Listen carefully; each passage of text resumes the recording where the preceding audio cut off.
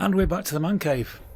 And this is a follow-on from the last one, and this one is a test ride on the BSA 650 Goldstar. Like I've said previously, they're not comparisons, really speaking. They're not full test rides.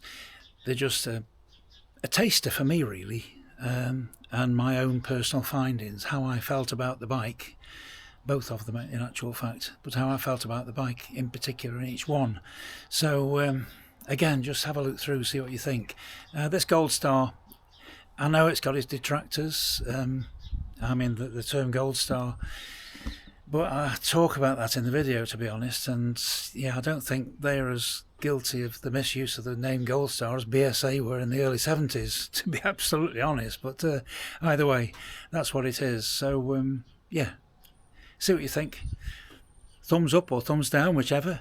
And yeah, subscribe is the most important thing. It's free, absolutely free. Just does help me a bit. And let me know what you think. All right. Cheers.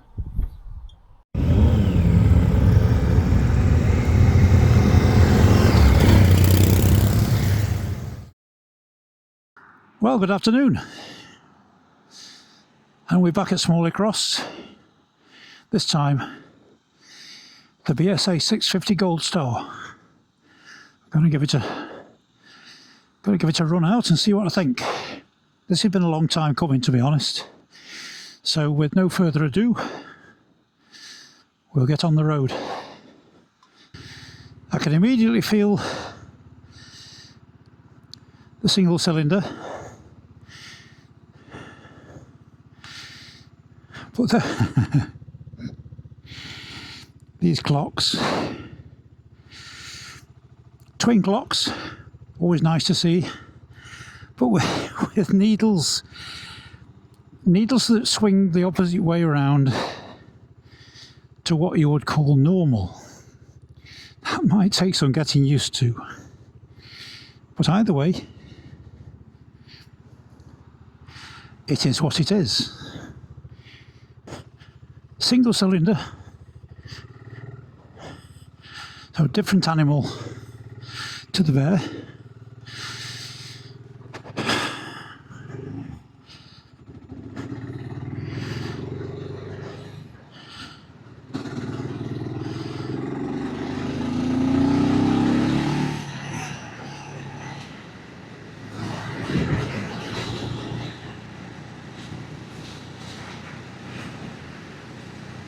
But it's not short of poke. Gearbox is not quite as smooth as the bear, but it is smooth. It is a smooth gearbox.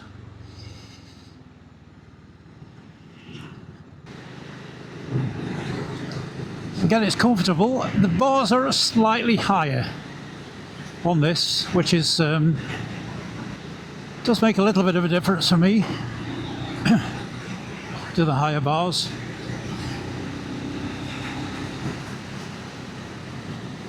And being a single cylinder, there is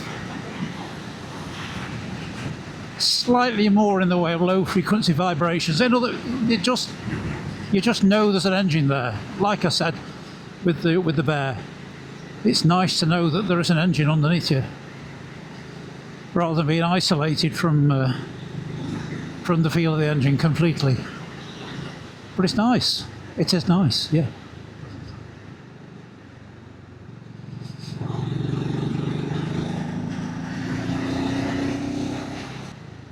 Now we're coming into a 30, so come down to the 30.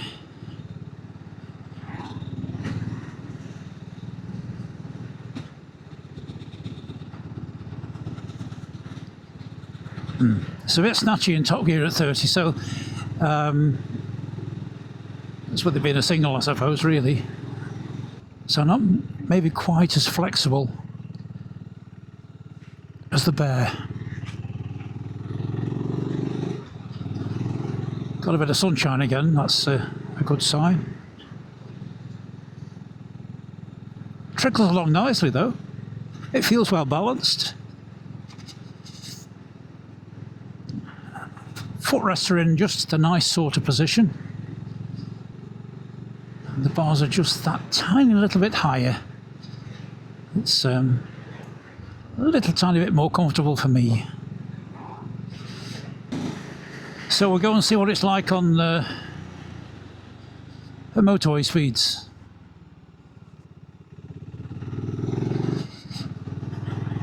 There's no reason to believe it won't be up to it.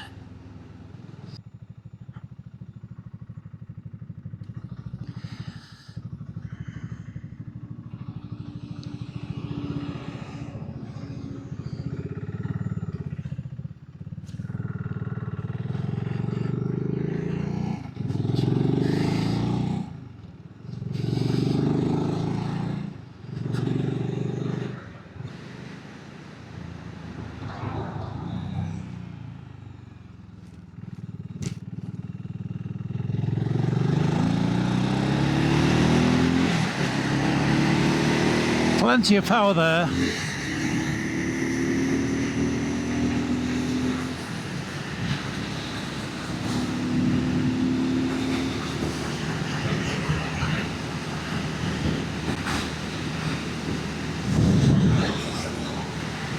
So we're up to the national speed limit.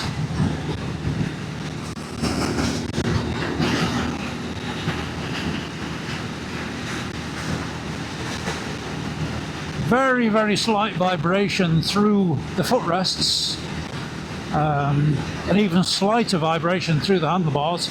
Nothing uncomfortable by any means. More than comfortable at the national speed limit.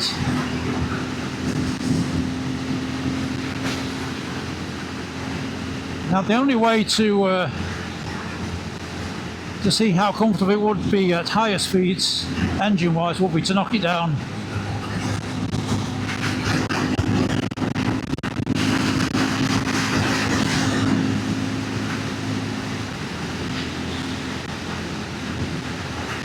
No problem at all. But you would, it's a little more, a tiny little bit more vibey, shall we say. But then it's a single-cylinder engine. It's a big single-cylinder 650. Again, some form of fly screen would be really useful if you were doing a lot of motorway work.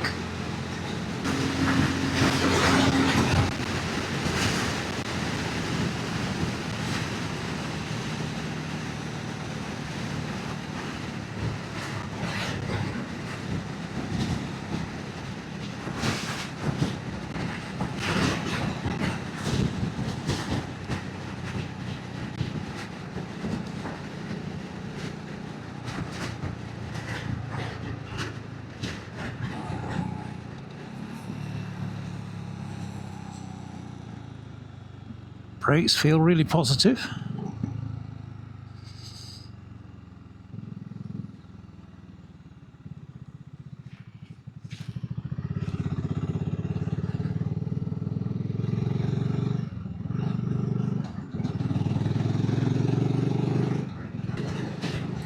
I certainly wouldn't be disappointed to have one of these in my garage at home. Although those needles are taking some getting used to, I tell you. But get used to them I will. But again, personally speaking, I would have to have some higher bars or some bar risers attached for any long distance riding. But it's another bike that has a really good feel about it. Now that I've got used to where the gear lever is set, it is a slick gearbox. If this was my own bike, I'd have to lift the gear lever a spline probably.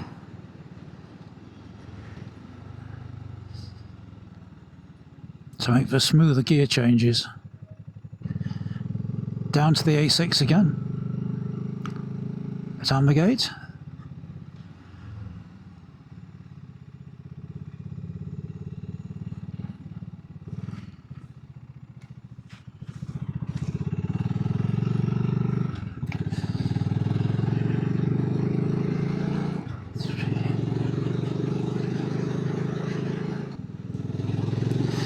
The Great British Car Journey. Car Museum. A friend of mine helps run it, and it's one I haven't visited yet. But they're talking about getting bikes involved at some point, so we'll see what happens. Time for a photo stop.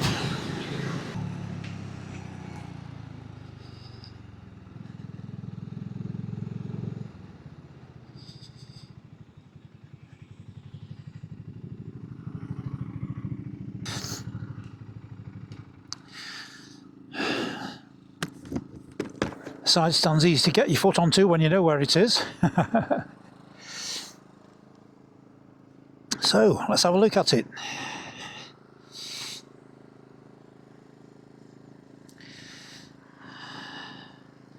It's got the rear end that's becoming more and more commonplace, although I do like it's almost a replica of the old Lucas rear light. Nice looking silencer, but I'd like to hear it a little bit more, to be honest. It's the old Goldie silencer design, is that. They've done well to make the engine look like the old VSA. I know there are critics about little bits of plastic and what have you, but either way, it's not a bad looking bike at all. Classic shrouded forks, not upside down forks in this case. It's not a bad looking bike at all, and it is nice to ride. Single disc front end, single disc rear.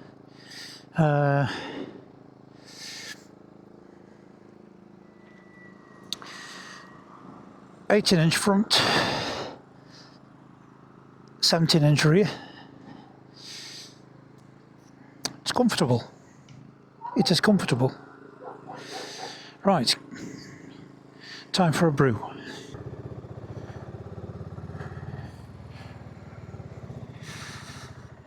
Right, coffee drunk, photo taken.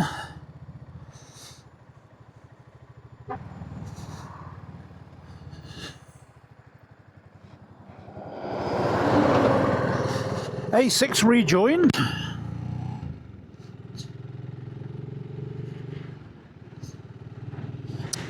So yes, whereas the Bear was a 6-speed box, this is a 5-speed box, but it has a broad spread.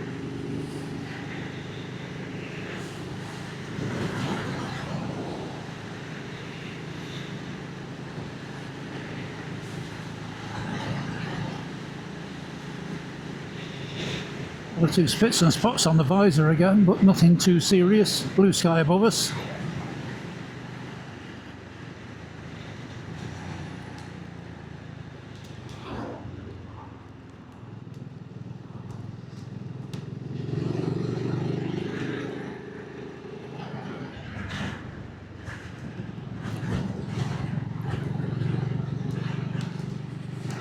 It feels positive, bend swinging. Nothing uneasy about it. And again, there's plenty of power on hand.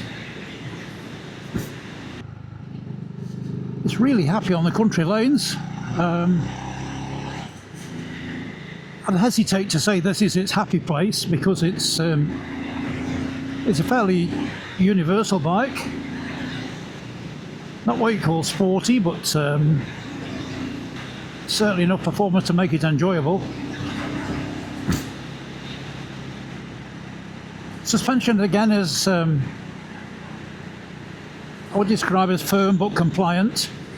It doesn't feel wallowy at all in the bumpy corners. But again, being twin shock, you certainly feel the bumps a lot more than on a monoshock bike with plenty of suspension movement.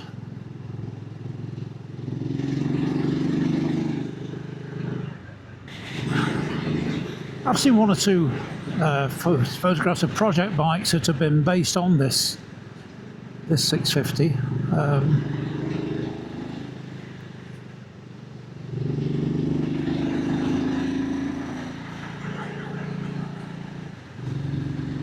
and they look good.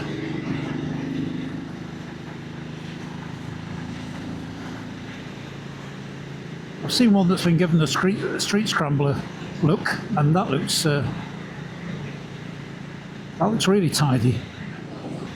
I know I said the 5-speed box is plenty, but hey, I'm finding myself going for an extra gear. But what we're doing, we're looking at about 3,000 revs at 50 miles an hour.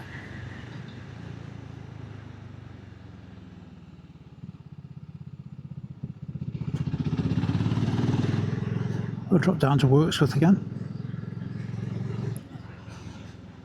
It's certainly comfortable through the bendies.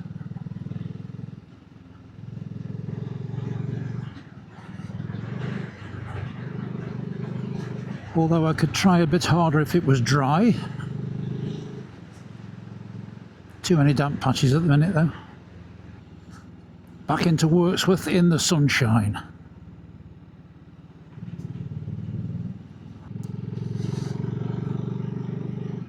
It's in town like this where you can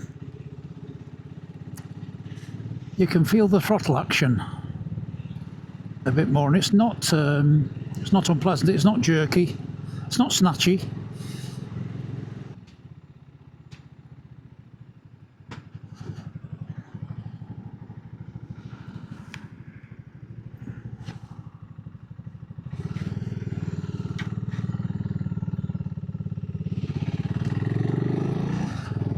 Lovely old town is Worksworth.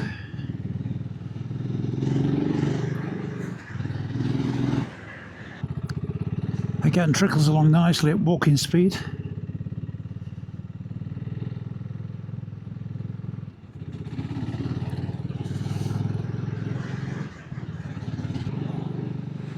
All in all, it's a pleasant bike to ride.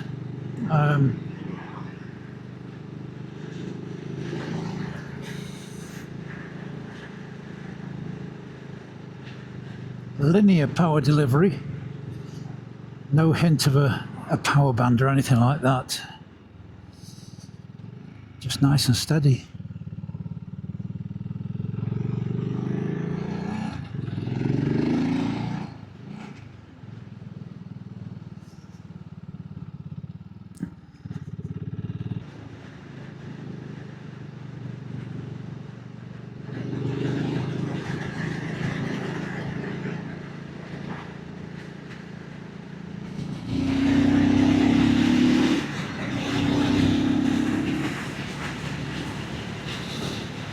Overtaking, dead easy. But when you've just got over 411 Himalayan, then most things are going to be easy. But yeah, not too much forward planning needed. Easily done. I'll wait till we've got an open road and nothing behind us, and I'll give it a quick test to the brakes.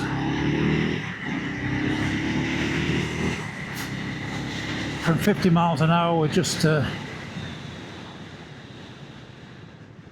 yeah,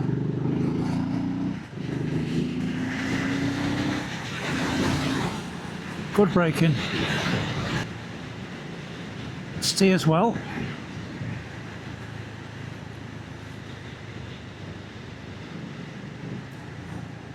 In fact, it steers quite positively.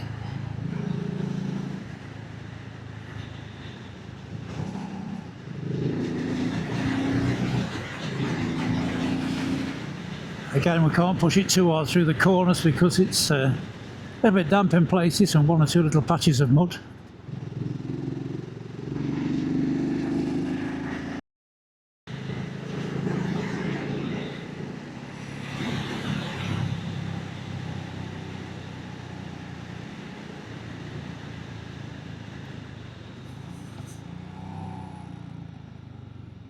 I'm back down to the A6.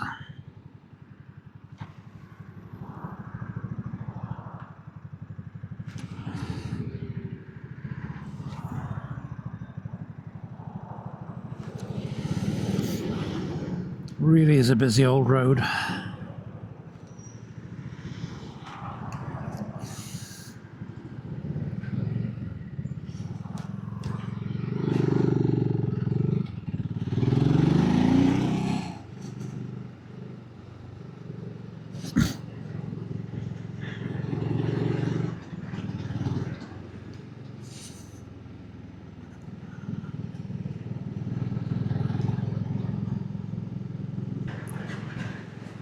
For about £5,300, this is one heck of a lot of bike.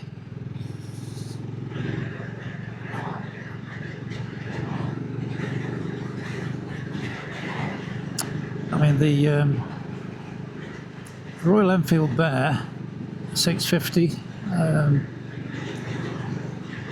you're looking at a little bit more. You're looking probably 6,700, something like that, for the Bear.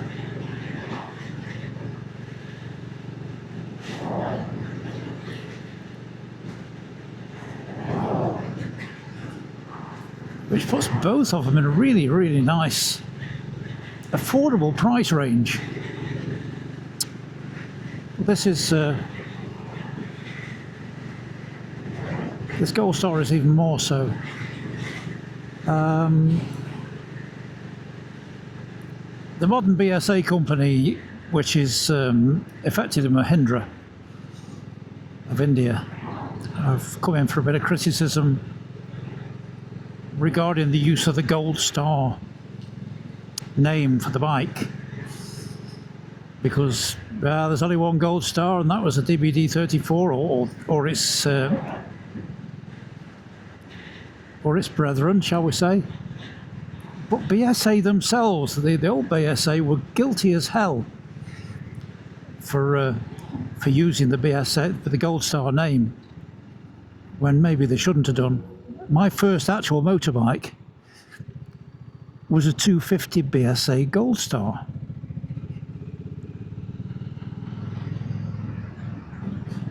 Which was the Barracuda engine, the B25. And that was no Goldstar. I mean, they made I think it was a 500 version of the same bike with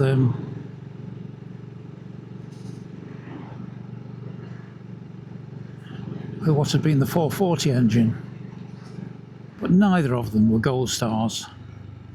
So yeah, okay.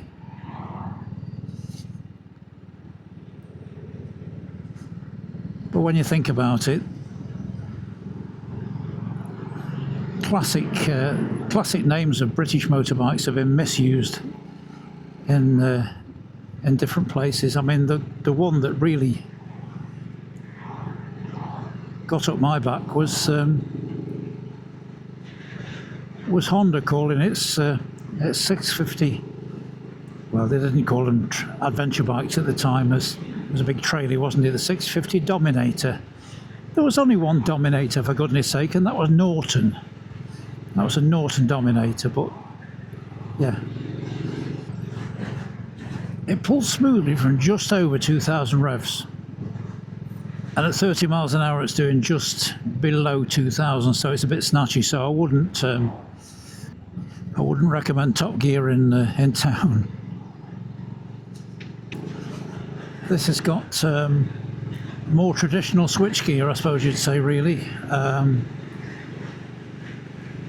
Dip switch on the left bar, indicators on the left bar, horn button on the left bar. Pretty normal, really. Kill switch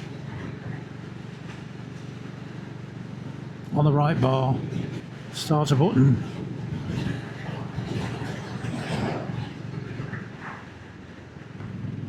On the right, yeah. Whereas the Bear, I suppose the only real difference with the Bear is the starter button being being the rotating starter switch, which I quite like, to be honest. Starter button come kill switch. That's on the Bear.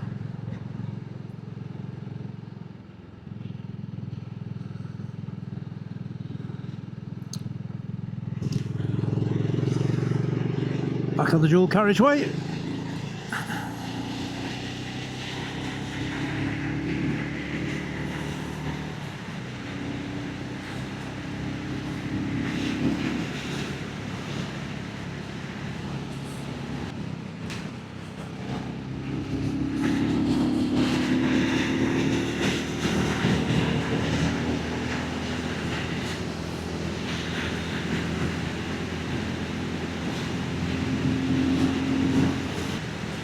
So 70 miles an hour, you're doing about 4,500 revs, which is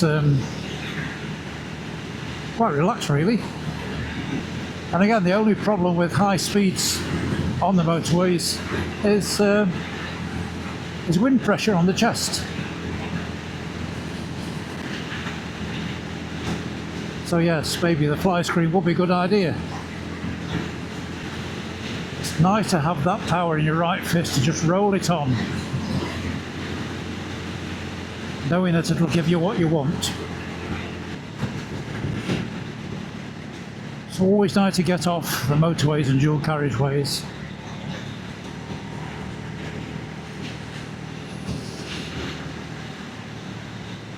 Ooh. It's nice all the same. Just letting it stretch its legs.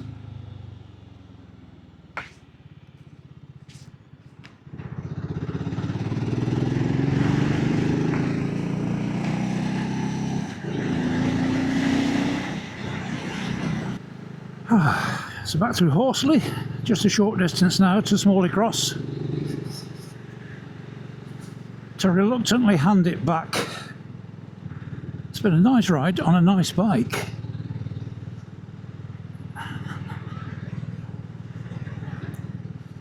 And it's crossed a few T's and dotted a few I's for me, because since it first came out, since I saw the first ones at the show, at the bike show, the pre-production models, I was relatively impressed.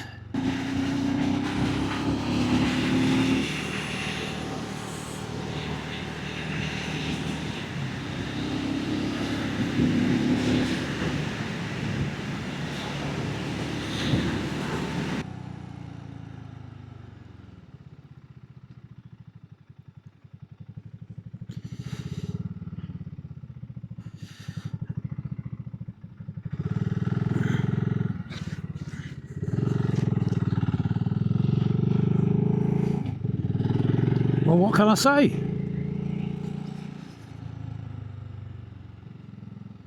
Goes well, stops well, corners well. What more could one expect?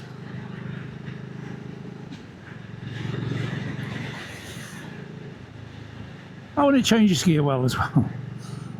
I would say that the gearbox isn't quite as slick as the Royal Enfield 650 gearbox, but that is an incredibly slick gearbox. Is that what's basically the Interceptor gearbox?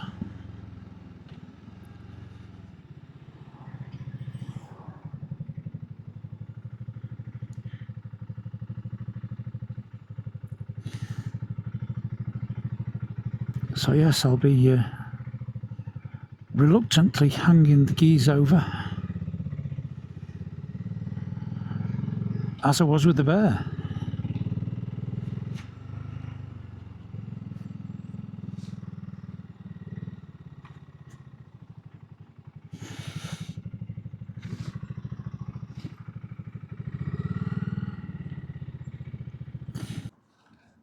So there we are. A nice ride. Oh, got on the keys back now anyway. Thanks for watching again. Cheers.